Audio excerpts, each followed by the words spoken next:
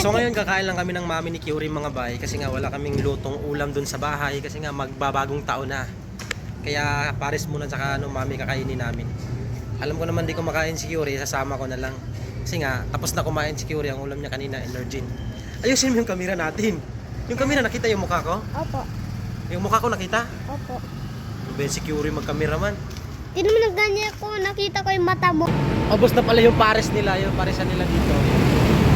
Timing yung pagpunta namin ni Curie, wala nang pares dito, ubos na. Curie, wala Curie, naubusan din ng pares eh, tsaka mami. Ano kakainin mo? Ay, wala lang.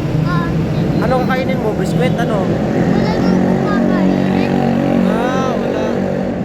Meron pa daw silang sabaw, kaya yun na lang kakainin ko tsaka kanin.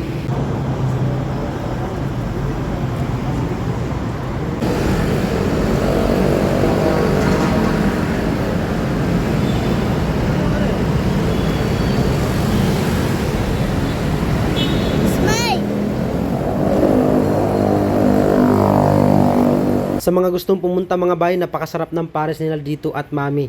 Dito lang yan matatagpuan sa may G. Araneta, Quezon City, sa may pass, tapat ng 7-Eleven. Sa mga mahilig sa mami at pares, promise, puntahan nyo na. Di talaga kayong magsisisi. Sobrang sarap talaga.